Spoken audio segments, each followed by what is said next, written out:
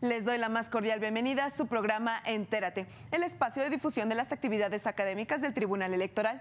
En este programa les presentamos más de los trabajos realizados en el marco del Seminario Internacional sobre Omisión Legislativa, evento que tuviera verificativo en el Auditorio José Luis de la Peza del Tribunal Electoral del Poder Judicial de la Federación. En esta emisión vamos a conocer las impresiones vertidas en la mesa de trabajo número 3, modelos y alcances de las sentencias dictadas ante omisiones legislativas. En esta emisión les presentamos la conclusión de la ponencia de Roberto Lara Chagoyán, director general del Centro de Estudios Constitucionales de la Suprema Corte de Justicia de la Nación, para después continuar con las conclusiones de la ponencia del doctor Ignacio Villaverde Menéndez, catedrático del Departamento de Derecho Público de la Universidad de Oviedo. En esta ocasión, los ponentes coinciden en que el reconocimiento de la fuerza normativa de la Constitución supone el establecimiento de garantías y de controles para hacerla valer frente a las actuaciones y las omisiones de las autoridades públicas. En este sentido, es claro que el control de constitucionalidad por omisión constituye el mayor alcance del reconocimiento del principio de la supremacía de la Constitución y de su posición privilegiada en la cúspide del ordenamiento jurídico. Acompáñenos con las conclusiones de esta mesa de trabajo. Comenzamos.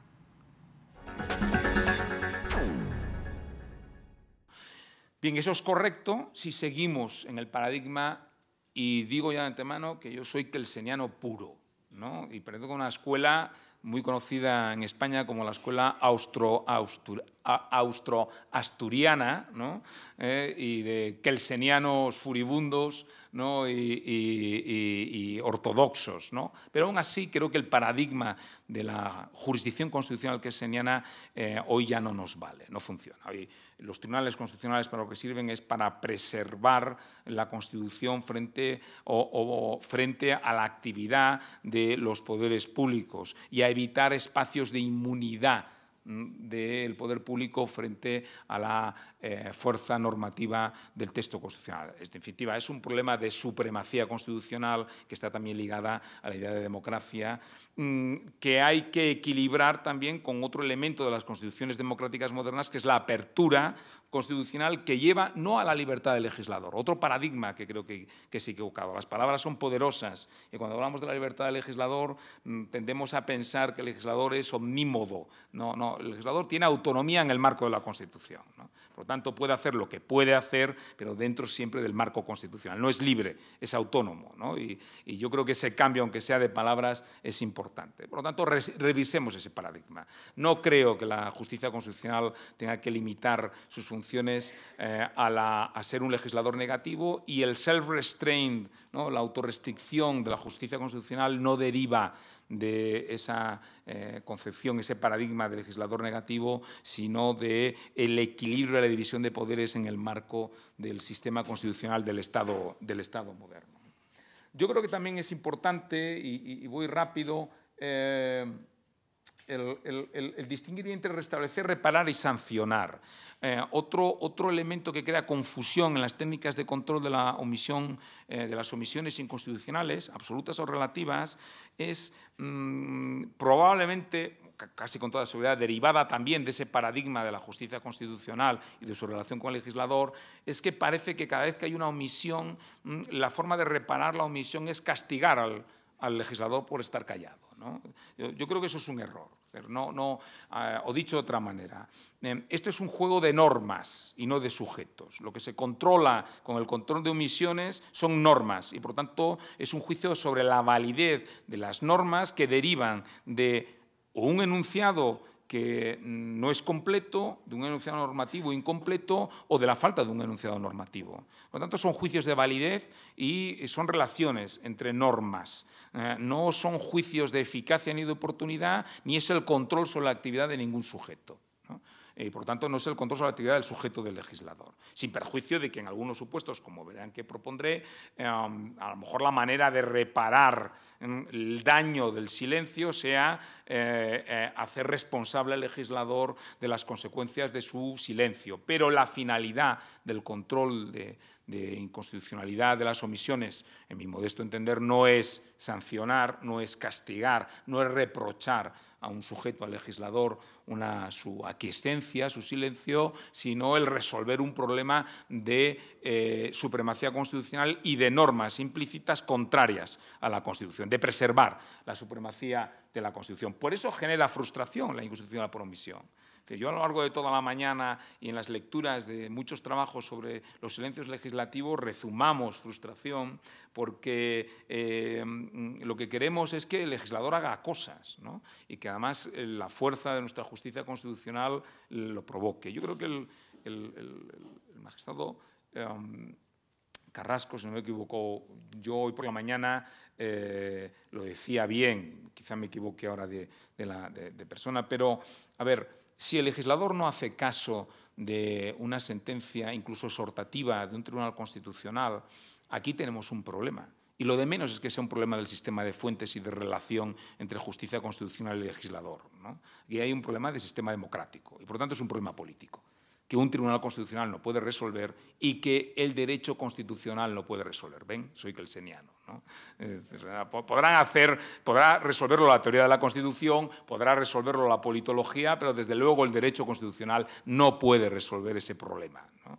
Entre otras cosas porque todo nuestro sistema está montado sobre una ficción y si no nos creemos las ficciones sobre las que montamos todo nuestro derecho constitucional moderno, pues mal vamos. Y una de las ficciones es que el legislador respeta lo que dice el Tribunal Constitucional. Y prueba de ello es que en la mayoría de los casos en los que los tribunales constitucionales, por ejemplo, en el sistema austriaco, donde se prevé la posibilidad de que el Tribunal Constitucional admonice al legislador y le dé un plazo para que legisle, el legislador austriaco obedientemente cumple con esa obligación. Pero también lo ha hecho el legislador español. El Tribunal Constitucional en ocasiones ha dictado sentencias de inconstitucionalidad diferida en supuestos de omisión en los que le ha dicho al legislador: oiga, usted tiene que legislar esto. Y el legislador español ha acabado legislándolo, ¿no? Por lo tanto, el sistema es sano democráticamente, funciona, pero es un problema de política, no es un problema de derecho constitucional.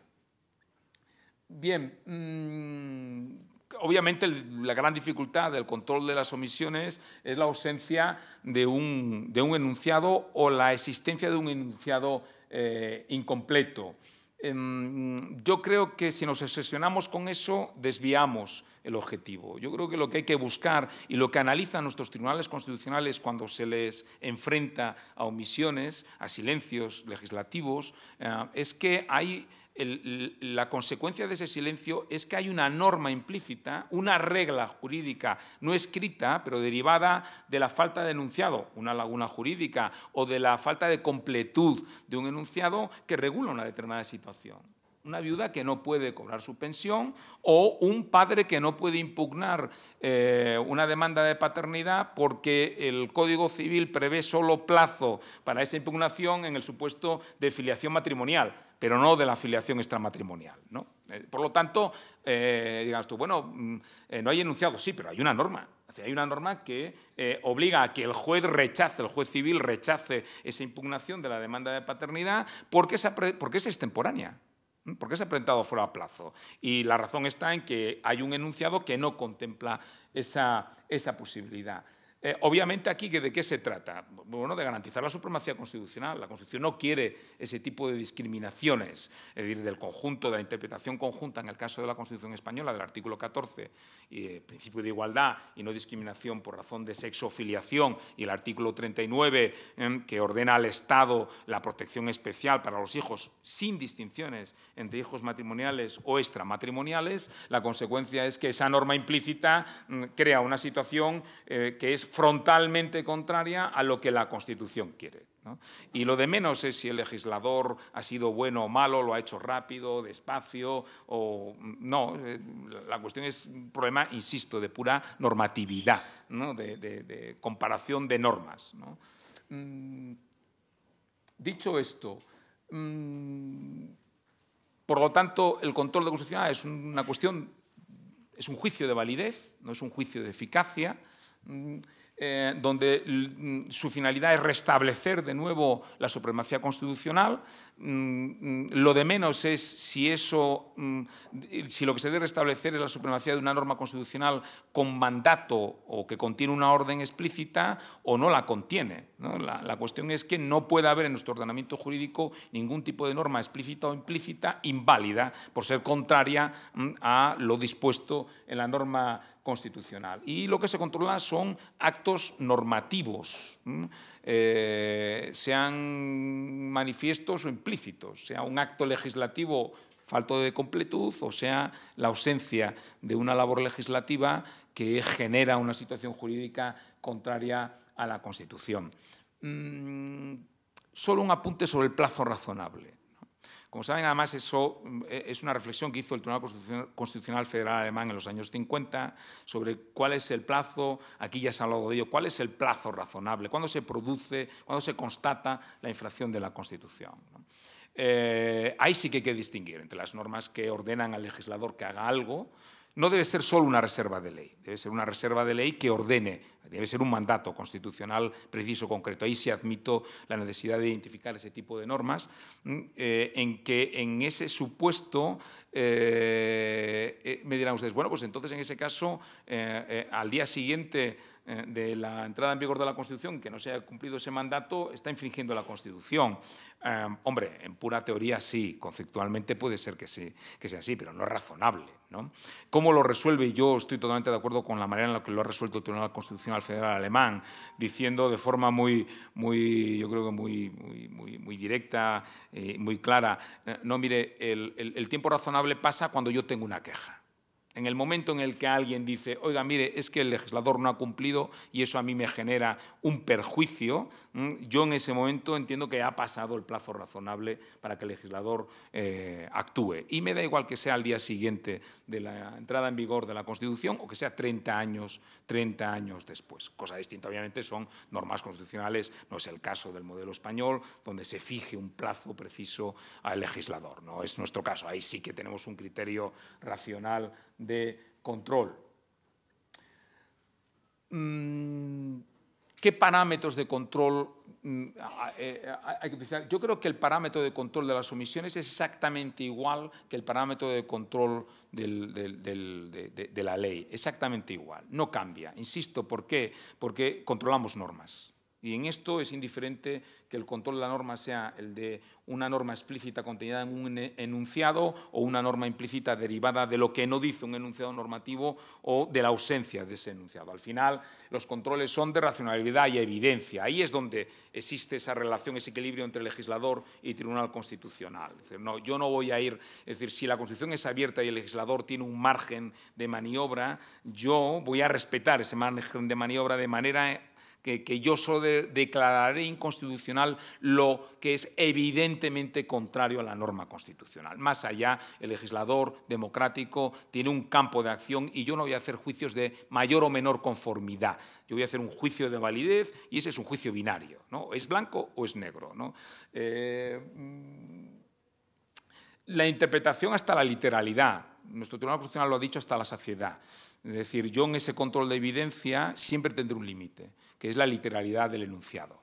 Obviamente eso genera algún problema cuando estamos ante la falta de un enunciado, pero ahí tengo otra literalidad, que es la literalidad de la norma constitucional. Y luego el self-restraint, ese debate entre self-restraint y activismo, yo creo que hay una manera de desactivarlo, y es la autorrestricción del Tribunal Constitucional tiene que derivar de los parámetros de control, de su técnica de control. Ahí está la autorrestricción. Yo en el momento en el que soy consciente de que yo solo puedo declarar la inconstitucionalidad ante una contradicción evidente, con los límites de la literalidad de los enunciados, yo ya estoy haciendo la autorrestricción de mi jurisdicción. No hace falta que además añada un paso más en mi ejercicio de control, ¿no? Por lo tanto, si respetado el criterio de razonabilidad y evidencia, soy más activo o menos activo, ¿no? Más ingerente, ¿no?, en la labor del legislador, es una consecuencia lógica y que hay que admitir de la existencia de una jurisdicción constitucional y, por lo tanto, no me parece reprochable. Lo sí que es reprochable es un activismo judicial que va más allá de esos controles de razonabilidad y evidencia, que su fuente está en el principio democrático, en el respeto al principio democrático. Ojo, eso no quiere decir que yo entienda, como a veces ocurre, que la jurisdicción constitucional no tenga legitimidad democrática o tenga una legitimidad democrática devaluada o de menor calidad respecto de la del legislador, ¿no? Yo creo que ese es un debate, me parece equivocado, y si ustedes lo estiman oportuno tendremos ocasión de tratar sobre ello, ¿no? Voy a dejar esto para el final, para no agotarles, y vamos a las vías de control, donde la diferencia entre absoluta y relativa tiene su irrelevancia. Aquí hay dos grandes modelos. Como ven, yo o tres grandes modelos, no voy a descubrirles nada, que no voy a descubrir ningún Mediterráneo, ningún mar Pacífico, porque eso está ahí, está muy maduro ya, ¿no? Hay un control incidental, difuso, perdón por el error, ¿no?, en donde lo que controlamos son interpretaciones y son las técnicas más adecuadas para las omisiones de naturaleza absoluta. ¿Por qué? Porque cuando no tenemos enunciado, yo solo puedo controlar la interpretación de un conjunto de enunciados que pueden llenar la laguna, ¿no?, que me sirven para hacer interpretaciones extensivas o analógicas de los preceptos. Ahí siempre opera, por lo menos para el Tribunal Constitucional, la limitación de la reserva de ley. Hay muchísimas sentencias, sobre todo en materia penal, en la que el Tribunal Constitucional dice: bien, el precepto penal o el precepto de la ley procesal penal efectivamente, o la ausencia de ese precepto, efectivamente infringe el artículo 25 de la Constitución española, que es la que regula la legalidad penal y sancionadora en nuestro sistema, el derecho fundamental a la legalidad penal y sancionadora, ¿no? Pero, claro, en otros supuestos yo puedo decirle al juez ordinario: usted puede integrar la laguna con las técnicas de interpretación que tiene usted a su disposición, pero cuando hay una reserva de ley, y en particular una reserva de ley reforzada como es la reserva en materia penal y procesal penal, el juez ordinario ya no puede integrar esa laguna, porque solo el legislador es el habilitado para regular los delitos y para establecer los procedimientos penales para el ejercicio del derecho acusatorio y la condena de los responsables por la comisión de actos delictivos, ¿no? Eso es lo que hace que en estos supuestos, por un lado, los mecanismos de protección de derechos fundamentales suelen ser sistemas hábiles, ¿no?, para el control de las omisiones absolutas. En eso, en España, el recurso de amparo ha permitido al Tribunal Constitucional atajar muchos supuestos de omisiones absolutas, de falta de enunciado contrario a la Constitución. En supuestos de discriminación, es decir, supuestos en los que la ausencia de enunciado, pero también en el caso de enunciados faltos de completud, de omisiones relativas, generan efectos discriminatorios, ¿no? En el ámbito laboral se usa mucho, desde las llamadas discriminaciones indirectas, o en casos, ejemplos como les ponía yo antes, sobre la viudedad, o muy recientemente, en el año 2013, una sentencia del Tribunal Constitucional sobre derecho civil foral gallego, ¿no?, en el que se regulaba una cuestión hereditaria en la que hablaba solo de los hijos comunes dentro del matrimonio en el que uno de los cónyuges había fallecido, y el Tribunal Constitucional dijo: esto es discriminatorio, y esto se resuelve, ahí es una sentencia puramente sustitutiva, ¿no? Esto se resuelve eliminando la palabra comunes del precepto civil. Otro caso también de control es, como les decía antes, en el derecho penal, ¿no?, las omisiones en el supuesto del derecho penal con el límite de la reserva de ley, donde ahí sí que al juez ordinario no le cabe hacer una interpretación integrativa de la laguna. Y finalmente, perdonen la edad, no perdona, en otros supuestos en los que, como el ejemplo de la objeción de conciencia que yo les decía antes, en las que el propio Tribunal Constitucional le dice en el recurso de amparo al juez ordinario: usted debió integrar directamente la laguna aplicando directamente el derecho fundamental. No hace falta la interposición del legislador, ¿no? En el caso, por ejemplo, de la acción popular en el ámbito militar, lo que dijo el Tribunal Constitucional es que usted tenía que haber admitido esa acción popular en el proceso penal militar con la aplicación analógica de las normas sobre acción popular en el proceso penal civil y así preservar la supremacía de la norma del 125 de la Constitución que establece precisamente la garantía de ese derecho constitucional. Voy concluyendo ya. Venga, ahí les ponía el ejemplo. Sí es verdad que probablemente no lo puedan leer, pero les ilustro sobre esto. El Tribunal Constitucional, sin embargo, ha sido muy resistente a plantear autocuestiones de inconstitucionalidad. Es una técnica de nuestro sistema constitucional según el cual cuando se estima un recurso de amparo en el que la causa de la lesión del derecho fundamental no es el acto o la omisión del poder público, sino la norma o ausencia de norma con rango de ley que le da cobertura, la sala que amparó puede elevar al Pleno del Tribunal Constitucional una autocuestión de inconstitucionalidad para impugnar esa norma legal. Obviamente esta es una técnica solo válida para las omisiones relativas, necesitamos un enunciado legal que dé cobertura al acto lesivo del derecho fundamental, pero curiosamente el Tribunal Constitucional siempre se ha resistido a plantear las autocuestiones. En esta sentencia y en otra posterior del año 2011, en un caso de la Ley de Enjuiciamiento Criminal, el artículo 579, sobre las condiciones de intervención y escucha de las comunicaciones privadas, el Tribunal reconoce que efectivamente no cumple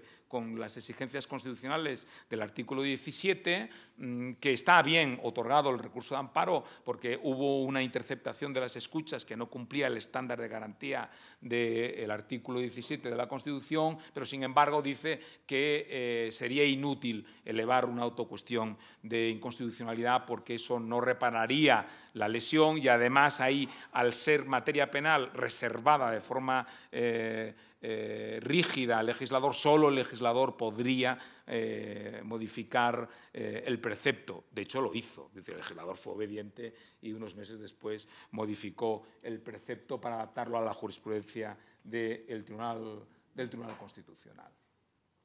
Bien, y con esto acabo. Los tipos de resolución. Ustedes, como saben, la doctrina constitucional italiana y su Tribunal Constitucional tienen una imaginación desbordante, ¿no? Y, por lo tanto, su imaginación se ha desbordado también a la hora de hacer taxonomía y clasificación de las sentencias que, con llamarlas interpretativas, todos nos vamos a entender perfectamente, ¿no? Ustedes conocerán infinidad de artículos de nuestros colegas italianos donde en fin, es inabarcable ya la tipología de sentencias, insisto, movida por la imaginación absolutamente incontenible de nuestros colegas italianos. Yo creo que no hace falta ser tan imaginativo, ¿no?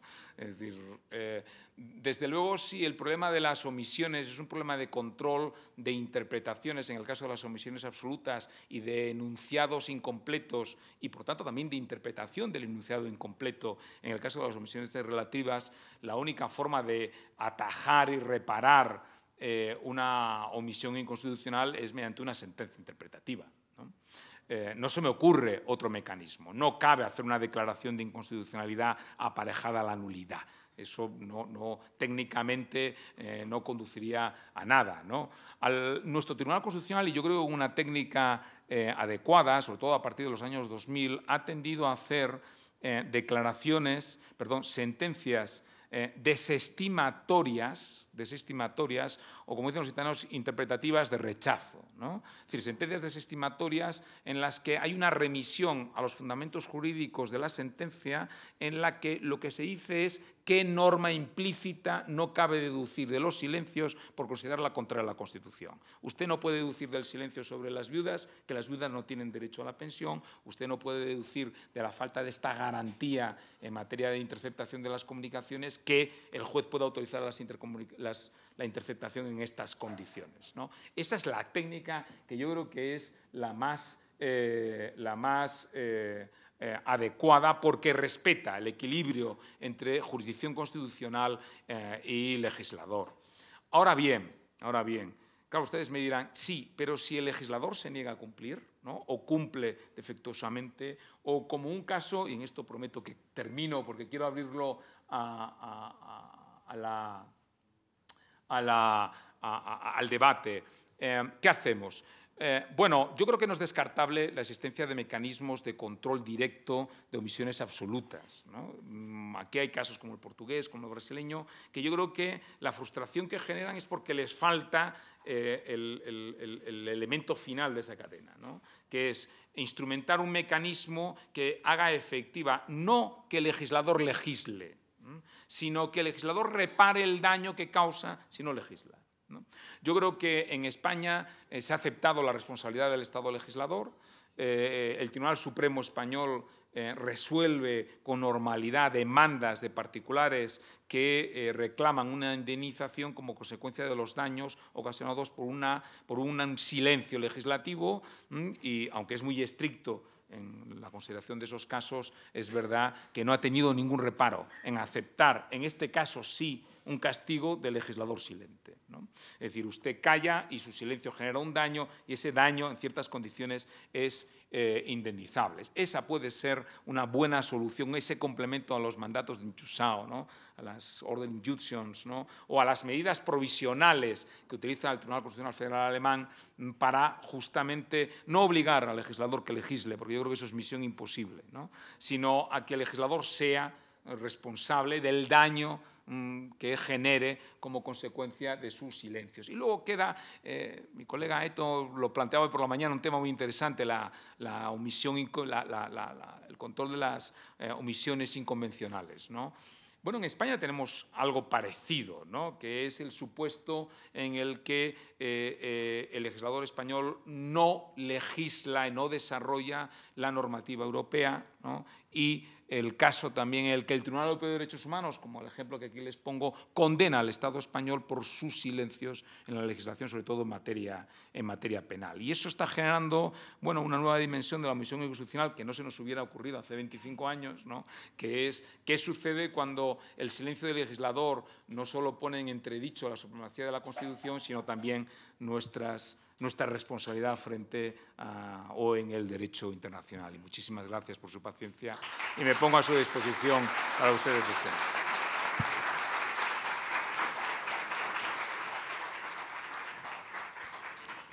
Muchas gracias, doctor Ignacio. Pues yo creo que no es coincidencia que tengamos las posturas diferentes en esta mesa, y creo que eso nos nutre muchísimo. Estaba yo recordando asuntos precisamente de este tribunal en el tema de candidaturas independientes, en el cual el Poder Revisor de la Constitución da un plazo al legislador. Vencido ese plazo, no se cumple con ese deber o esa obligación, y entonces hay un voto diferenciado en un juicio para la protección de los derechos político-electorales, en los cuales la minoría de los magistrados, donde la integraba el magistrado Salvador Nava, consideraba que este tribunal, que sí era factible que este tribunal conminara al Congreso de la Unión a emitir esa legislación que estaba pendiente, porque tenía que ver con el ejercicio fundamental del derecho de ser votado. Yo no quiero quitar tiempo, porque de verdad que las posiciones, y creo que nos han llegado preguntas, hay inquietudes, ya se las pasé en primera instancia al doctor Roberto Lara para cederle el uso de la voz y sigamos pues disfrutando y nutriéndonos de estas pláticas. Muchas gracias. Adelante, doctor. Muchas gracias. Bueno, quiero adelantar un poco como harían los niños, ¿no? Los niños cuando están enfrente de otro niño de la escuela que para tratar de iniciar una defensa reconoce que el otro niño es muy bueno, ¿no? No, sí, evidentemente que sí. Yo creo que hay más coincidencias que falta de coincidencias. Me parece que, como bien lo dijo el doctor, es más una cuestión nominal que otra cosa, aunque sí las hay, pero son menos. Y voy a tratar de aclarar algunas cuestiones. Yo no me traté de meter a la definición conceptual entre omisiones absolutas y relativas, pero no quise que no comparta la distinción conceptual. En lo que yo puse el énfasis fue en los medios de control mexicano y sus consecuencias pragmáticas. Es decir, cómo los argumentos de la Corte se han frenado a la hora de las omisiones absolutas por una cuestión de efectos. Pero eso no significa, al menos no fue mi intención plasmarlo así, que yo no admita la distinción entre omisiones absolutas y omisiones relativas. Yo creo que es una buena distinción que efectivamente ayuda a aclarar muchas cuestiones. Me gusta mucho esa definición de Welzel, por ejemplo, el alemán, donde habla de que las relativas se asocian con la violación al principio de igualdad, porque efectivamente al ser una norma positiva que no deja, que deja fuera, digamos, en los casos de infrainclusión o sobreinclusión de sujetos normativos o de situaciones jurídicas, algún sector de la población que resulta vulnerado por la inacción del legislador. Y bueno, voy a tomar el mismo guante que yo le arrojé al doctor para, en este caso, sí replicar un poco. Yo también parto de la distinción, y soy muy consciente de la distinción entre enunciado y norma, continente y contenido, significado, significante. Es decir, lo que nosotros tenemos en la ley escrita no son más que emisiones lingüísticas, que después de un proceso interpretativo, pues obtenemos las normas. Efectivamente, cuando él opone la distinción, cuando dice silencio, el silencio se relaciona con las omisiones absolutas y se refieren a los enunciados, a la ausencia de enunciado. En cambio, la omisión legislativa se refiere a la ausencia de la norma, al silencio de la ley. Digamos que el enunciado es incompleto porque produce una consecuencia a la hora de la interpretación en el ámbito, en el nivel normativo. Yo tomo esta distinción también y considero simplemente que por una cuestión lógica, de lógica formal aristotélica, cuando no hay enunciado, es decir, omisiones absolutas, pues tampoco hay norma. Si no hay continente, entonces no hay contenido. Y si ese contenido hace falta, si ese contenido es el reflejo del incumplimiento del deber del legislador, entonces es relevante. Y yo creo que el doctor no lo niega, lo dijo varias veces en su exposición, habló varias veces de cómo se pueden enfrentar las omisiones absolutas. En lo que sí difiere conmigo es que los medios de control son diferentes, que no podemos hablar de los mismos medios, pero no que no exista un medio, ¿no? O no que no resulten relevantes. Hay un punto en el que sí me lleva a la pared con la idea del control o del ámbito político, ¿no? Del aspecto político de un tribunal. Bueno, se dice efectivamente abrazando a Kelsen, con la pureza metodológica del autor vienés, pues que no quiere mezclar política, ni sociología, ni economía con lo que es el derecho. Me parece que en eso sí, yo no me considero kelseniano, no me considero positivista, al menos de manera kelseniana clásica, digamos. Yo puedo estar en el neopositivismo, en el pospositivismo, en algún tipo de positivismo incluyente. Los esperamos en una próxima emisión de Entérate, con más de lo destacado de las actividades institucionales, académicas y de actualización del Tribunal Electoral del Poder Judicial de la Federación. Agradecemos su valiosa compañía. Soy Roxana Noriega. Hasta la próxima.